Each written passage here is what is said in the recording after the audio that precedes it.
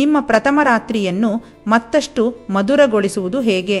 ಮದುವೆಯಾದ ಮೇಲೆ ಪ್ರಥಮ ರಾತ್ರಿ ಎಂಬ ಆಲೋಚನೆಯೇ ವಧೂವರರಿಬ್ಬರ ಮನಸ್ಸಿನಲ್ಲಿ ಒಂದು ಅದ್ಭುತವಾದ ರೋಮಾಂಚನವನ್ನು ಮೂಡಿಸುತ್ತದೆ. ಏಕೆಂದರೆ ಇದು ಜೀವನದಲ್ಲಿ ಒಮ್ಮೆ ಮಾತ್ರ ಬರುವ ಒಂದು ಅದ್ಭುತವಾದ ರಾತ್ರಿಯಾಗಿರುತ್ತದೆ. ಇದಕ್ಕಾಗಿ ಇಬ್ಬರು ತುಂಬಾ ದಿನಗಳಿಂದ, ಕೆಲವೊಮ್ಮೆ ವರ್ಷಗಳಿಂದ ಕಾದು ಕುಳಿತಿರುತ್ತಾರೆ. ಈ ಪ್ರಥಮ ರಾತ್ರಿಯ ಕುರಿತು ನಿಮಗೆ ಒಂದು ರಮ್ಯ ಕಲ್ಪನೆಗಳು ಇರುವುದು ಸಹಜ. ಆದರೆ ಇದಕ್ಕೆ ಮಿತಿಗಳು ಮತ್ತು ಅಡೆತಡೆಗಳು ಸಹ ಇರುತ್ತವೆ ಎಂಬುದನ್ನು ಮರೆಯಬಾರದು. ಮದುವೆ ಬಗ್ಗೆ ಮಗಳಿಗೆ ತಾಯಿ ಹೇಳಲೇಬೇಕಾದ 10 ರಹಸ್ಯವೇನು? ನಾವು ಈ ಅಂಕಣವನ್ನು 3 ವಿಭಾಗಗಳಾಗಿ ವಿಭಜಿಸಿದ್ದೇವೆ. ಮೊದಲಿಗೆ ನೀವು ಪ್ರಥಮ ರಾತ್ರಿಗೆ ಹೇಗೆ ಸಿದ್ಧರಾಗಬೇಕು ಎಂದು ಕೆಲವೊಂದು ಸಲಹೆಗಳನ್ನು ಓದುವಿರಿ. ಇದು ನಿಮ್ಮಲ್ಲಿ ಪ್ರಥಮ ರಾತ್ರಿ ಕುರಿತು ಇರುವ ಉದ್ವೇಗವನ್ನು ನಿವಾರಿಸುತ್ತದೆ. ಎರಡನೆಯ ವಿಭಾಗವು ನಿಮ್ಮ ಪ್ರಥಮ ರಾತ್ರಿಯನ್ನು ಹೇಗೆ ಅವಿಸ್ಮರಣೀಯಗೊಳಿಸುವುದು ಎಂಬುದರ ಕುರಿತು ಗಮನಹರಿಸುತ್ತದೆ. ಮತ್ತು ಮೂರನೆಯ ವಿಭಾಗವು ದೈಹಿಕ ಸಾಮೀಪ್ಯದಲ್ಲಿ ಏನು ಮಾಡಬೇಕು ಮತ್ತು ಏನು ಮಾಡಬಾರದು ಎಂಬುದರ ಕುರಿತು ತಿಳಿಸಿಕೊಡುತ್ತದೆ. ಹಾಗಾದರೆ ಬನ್ನಿ, ಇಲ್ಲಿ ನಿಮ್ಮ ಪ್ರಥಮ ರಾತ್ರಿಯ ಕುರಿತು ಏನು ತಿಳಿದುಕೊಳ್ಳಬೇಕು ಮತ್ತು ಅದನ್ನು ಹೇಗೆ ಅವಿಸ್ಮರಣೀಯಗೊಳಿಸಬೇಕು ಎಂಬುದರ ಕುರಿತು ಮಾಹಿತಿಗಳಿವೆ. ನಿಮ್ಮ ಪ್ರಥಮ ರಾತ್ರಿಗೆ ಸಿದ್ಧರಾಗುವುದು ಪ್ರಥಮ ರಾತ್ರಿ. ಈ ರಾತ್ರಿಯ ಕುರಿತಾಗಿ ಮದುವೆಯಾಗುವ ಪ್ರತಿಯೊಬ್ಬರೂ ಮದುವೆಗೆ ಮೊದಲೇ ಕನಿಷ್ಠ 100 ಬಾರಿಯಾದರೂ ತಮ್ಮ ಕಲ್ಪನೆಗಳನ್ನು ಹರಿಯಬಿಟ್ಟಿರುತ್ತಾರೆ. ಆದರೂ ಈ ರಾತ್ರಿಯನ್ನು ಪರಿಪೂರ್ಣಗೊಳಿಸಲು ಮತ್ತು ಅತಿ ನಿರೀಕ್ಷಿತ ರಾತ್ರಿಯ ಕುರಿತಾದ ಉದ್ವೇಗವನ್ನು ನಿಭಾಯಿಸಲು ನಾವು ನಿಮಗಾಗಿ ಕೆಲವೊಂದು ಸಲಹೆಗಳನ್ನು ನೀಡುತ್ತಿದ್ದೇವೆ. ಮಾತನಾಡಿ. ಒಂದು ವೇಳೆ ನೀವು ಹಿರಿಯರು ನಿಶ್ಚಯಿಸಿದ ಮದುವೆಯಾಗಿದ್ದಲ್ಲಿ, ಮದುವೆಗೆ ಮೊದಲು ನಿಮ್ಮ ಸ್ನೇಹಿತರು ಮತ್ತು ಇಷ್ಟಾನಿಷ್ಟಗಳ ಬಗ್ಗೆ ನಿಮ್ಮ ಸಂಗಾತಿಯ ಜೊತೆಗೆ ಮಾತನಾಡಿ. ಅದು ಲವ್ ಮ್ಯಾರೇಜ್ ಆದರೂ ಸಹ ಮಾತನಾಡಲು ಮರೆಯಬೇಡಿ. ಸಂವಹನವು ನಿಮ್ಮ ಸಂಬಂಧದ ಕೀಲಿ ಕೈ ಎಂಬುದನ್ನು ಮರೆಯಬೇಡಿ. ನಿಮ್ಮ ಸಂಗಾತಿಯ ನಿರೀಕ್ಷೆಗಳ ಕುರಿತಾಗಿ ಸ್ಪಷ್ಟತೆಯನ್ನು ಪಡೆದುಕೊಳ್ಳಿ. ಮರುದಿನ ವಿಶ್ರಾಂತಿ ಇರಲಿ. ಯಾವುದೇ ಕಾರಣಕ್ಕೂ ನಿಮ್ಮ ಮಧುರ ರಾತ್ರಿಯ ಮರುದಿನ ಅತಿಯಾದ ಕೆಲಸ ಕಾರ್ಯಗಳನ್ನು ಇಟ್ಟುಕೊಳ್ಳಬೇಡಿ. ಅಂದರೆ ಪೂಜೆ, ಪುನಸ್ಕಾರ, ಬೆಳಗ್ಗೆ ಹೊರಡು ರೈಲು, ಪ್ಲೇನ್ ಇತ್ಯಾದಿ ಬೇಡ. ಇನ್ನು ನಿಮ್ಮ ಮಧುಚಂದ್ರದಲ್ಲಿ ಮಧುರ ರಾತ್ರಿ ಇದ್ದಲ್ಲಿ ಮರುದಿನ ಸಾಹಸ ಚಟುವಟಿಕೆಗಳಂತಹ ಆಯಾಸಕರ ಕಾರ್ಯಗಳನ್ನು ಇಟ್ಟುಕೊಳ್ಳಬೇಡಿ. ಏಕೆಂದರೆ ರಾತ್ರಿ ಕೋಣೆಗೆ ಹೋದ ಕೂಡಲೇ ನಿಮ್ಮ ಆಲೋಚನೆ ಬೆಳಗ್ಗೆ ಬೇಗ ಏಳಬೇಕು ಎಂದು ಚಿಂತಿಸುತ್ತದೆ.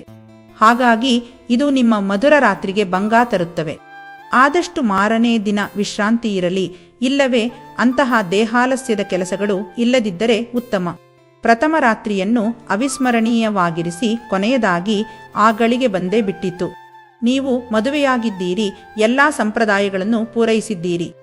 ಹಾಗಾದರೆ ಈಗ ನೀವು ನಿಮ್ಮ ಬಾಳಿನ ಮಧುರ ಕ್ಷಣಗಳನ್ನು ನಿಮ್ಮ ಸಂಗಾತಿಯ ಜೊತೆಗೆ ಆನಂದಿಸಲು ಸಿದ್ಧರಾಗಿದ್ದೀರಿ. ಇದಕ್ಕಾಗಿ ನಾವು ನಿಮಗಾಗಿ ಕೆಲವೊಂದು ಸಲಹೆಗಳನ್ನು ನೀಡುತ್ತಿದ್ದೇವೆ. 1. ಅನಿರೀಕ್ಷಿತ ಉಡುಗೊರೆ.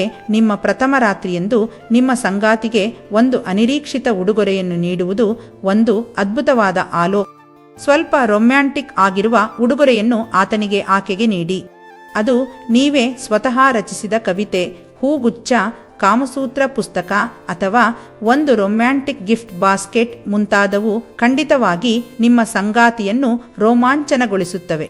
ಸ್ವಲ್ಪ ಹೊತ್ತು ಮಾತನಾಡಿ. ಇದು ನಿಮ್ಮ ಪ್ರಥಮ ರಾತ್ರಿ. ನೀವಿಬ್ಬರು ಒಟ್ಟಿಗೆ ಕಳೆಯುತ್ತಿರುವ ಪ್ರಥಮ ರಾತ್ರಿ. ಇದೇ ಸುಸಮಯವೆಂದು ತಕ್ಷಣ ಪರಿಸ್ಥಿತಿಯ ಸದುಪಯೋಗ ಪಡಿಸಿಕೊಳ್ಳಲು ಹೋಗಬೇಡಿ. ತಾಳ್ಮೆ ಇರಲಿ. ನೀವಿಬ್ಬರು ವರ್ಷಗಳಿಂದ ಪರಿಚಯ ಹೊಂದಿದ್ದರು. ಮೊದಲು ಒಂದು ಭಾವನಾತ್ಮಕ ಬಾಂಧವ್ಯವನ್ನು ಬೆಳೆಸಿ.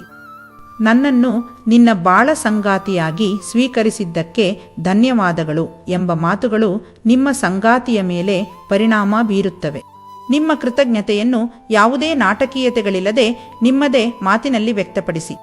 ಆಗ ನಿಮ್ಮಿಬ್ಬರ ಸಂಬಂಧ ಶುರುವಿನಿಂದಲೇ ಗಟ್ಟಿಗೊಳ್ಳುವುದರಲ್ಲಿ ಸಂಶಯವಿಲ್ಲ. ನಿಧಾನವೇ ಪ್ರಧಾನ. ನಿಮ್ಮ ಸಂಗಾತಿಗೆ ನಿಧಾನವಾಗಿ ಮುತ್ತು ನೀಡುತ್ತಾ ಮುದ್ದಾಡಲು ಆರಂಭಿಸಿ.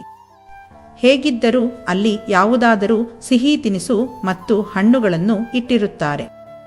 ಬೇಕಿದಲ್ಲಿ ನಿಮ್ಮ ಸಂಗಾತಿಗೆ ಇಷ್ಟವಾಗುವ ಚಾಕೊಲೇಟ್, ಪೇಸ್ಟ್ರಿ ಇತ್ಯಾದಿ ತರಿಸಿಕೊಂಡಿರಿ. ಪರಸ್ಪರ ಇದನ್ನು ತಿನ್ನಿಸಿಕೊಳ್ಳಿ. ಹೀಗೆ ನಿಮ್ಮ ಮಿಲನ ಪೂರ್ವ ಆಟಗಳು ಶುರುವಾಗಲಿ.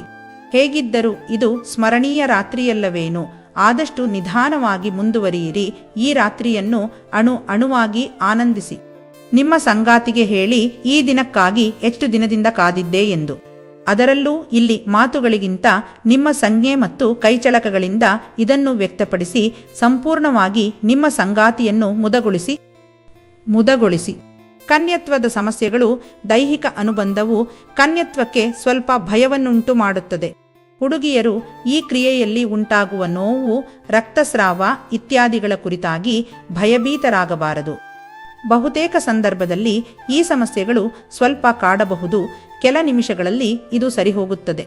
ಅದಕ್ಕಾಗಿ ಲೈಂಗಿಕ ಕ್ರಿಯೆಗೆ ಮೊದಲು ಲೂಬ್ರಿಕೇಶನ್ ಬಳಸಿ, ಇದರಿಂದ ಮಿಲನವು ಸುಗಮವಾಗಿ ಆಗುತ್ತದೆ. ನಿಮ್ಮಲ್ಲಿ ಈಗಾಗಲೇ ಮದುವೆಯಾಗಿರುವ ಸ್ನೇಹಿತರು ಅಥವಾ ನಿಮ್ಮ ಗೈನೆಕಾಲಜಿಸ್ಟ್ರ ಬಳಿ ಈ ಕುರಿತು ಕೇಳಿ ತಿಳಿದುಕೊಳ್ಳಿ.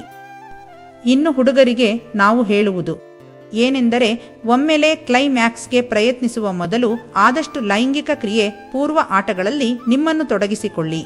ಇದರಿಂದ ನಿಮ್ಮ ಹುಡುಗಿಗೆ ಅಗತ್ಯವಾದ ತೃಪ್ತಿ ಸಿಗುತ್ತದೆ ಮತ್ತು ಅವರು ಅದನ್ನು ಇಷ್ಟಪಡುತ್ತಾರೆ ಎಂಬುದನ್ನು ಮರೆಯಬೇಡಿ. ಆದಷ್ಟು ಅವರಿಗೆ ನೋವು ಹೆಚ್ಚಿಗೆ ಕಾಡದೆ ಕ್ರಿಯೆಯನ್ನು ಯಶಸ್ವಿಯಾಗಿ ಮುಗಿಸುವ ಜವಾಬ್ದಾರಿ ನಿಮ್ಮ ಮೇಲೆ ಇರುತ್ತದೆ. ಹಾಗಾಗಿ ನೀವಿಬ್ಬರು ಸುಖ ಮತ್ತು ಸಂತೋಷಗಳಿಂದ ಈ ಕಾರ್ಯದಲ್ಲಿ ತೊಡಗಿಸಿಕೊಳ್ಳಿ.